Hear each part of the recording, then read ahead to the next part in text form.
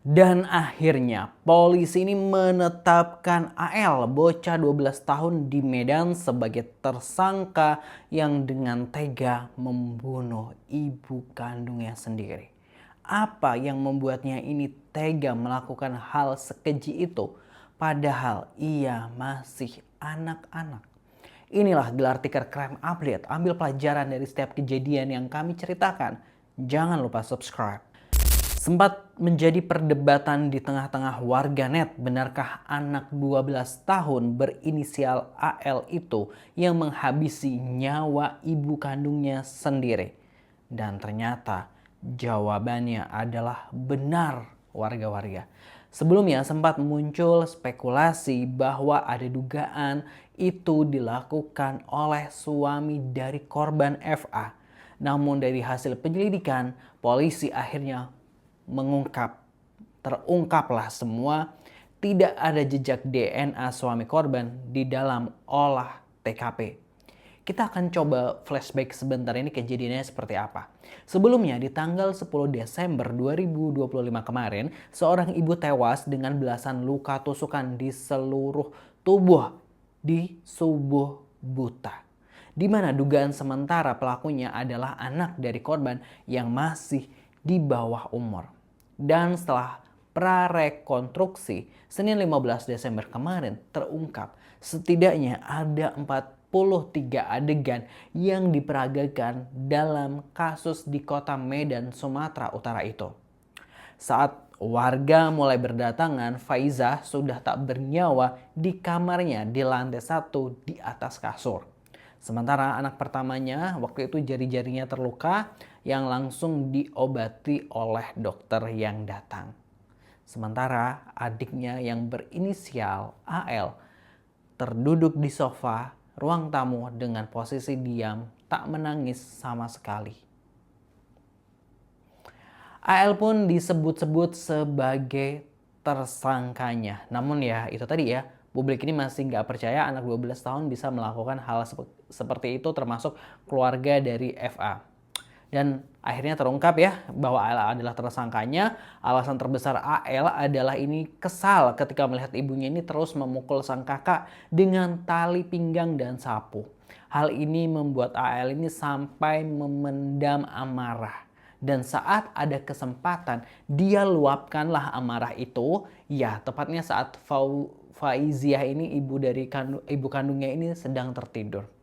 AL juga pernah dimarahi dan dicubit oleh ibunya, yang mungkin juga menjadi percikan dendam di dalam dirinya yang dipendam selama ini. Dan sepertinya juga yang menjadi puncaknya adalah saat game online dari AL ini yang ada di handphonenya, di handphone AL ini dihapus oleh ibunya.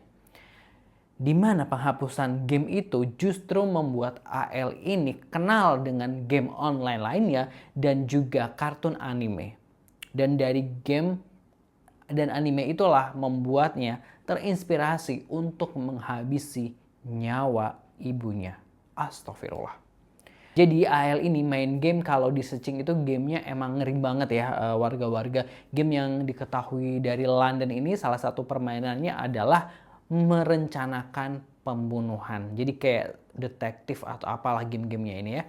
Sepertinya dari situlah dia akhirnya menghabisi nyawa ibunya belajar dari game tersebut. Dan menurut keterangan polisi dari sumber Tribun Medan dikatakan gitu ya, si pelaku sakit hati karena game online dihapus. Korban melihat game Murder Mystery pada season Kills Other menggunakan pisau dan menonton serial anime DC pada saat adegan pembunuhan menggunakan pisau. Kata Kombes Polisi Jean Calvin Simanjuntak.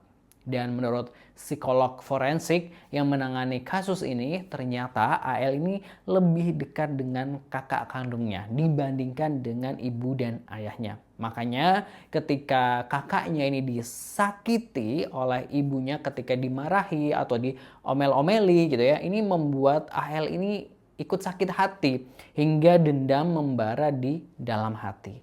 Kakaknya selama ini nih menjadi role model buat dirinya, dan kakaknya ini juga kerap mendampinginya dalam berbagai situasi dan keadaan, sehingga ketika ada kesedihan yang dialami oleh kakaknya membuat AL ini juga merasa nggak nyaman, merasa kayak ikut sedih seperti itu. Makanya ketika kakaknya disakiti dia juga merasa tersakiti juga gitu ya.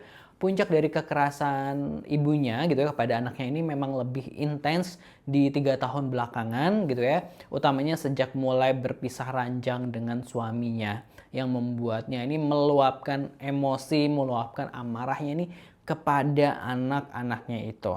Nah kan, lagi-lagi kesalahan orang tua gitu ya, tapi anak-anak lah yang akhirnya menjadi korban, yang nggak tahu apa-apa jadi pelampiasan.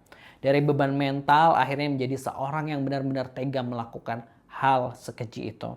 Hingga saat ini, saat dicari-cari informasinya sepertinya belum diputuskan nih hukuman untuk AL ini seperti apa gitu ya. Namun AL dan kakaknya kini akan mendapatkan pendampingan psikolog hingga pulihlah psikologis dari keduanya. Karena emang kejadian ini emang luar biasa banget menimpa keduanya. Jadi dipulihkan dulu secara mentalnya, psikolognya seperti itu. Warga-warga, semoga kita bisa dapat mengambil pelajaran dari kejadian di Medan ini.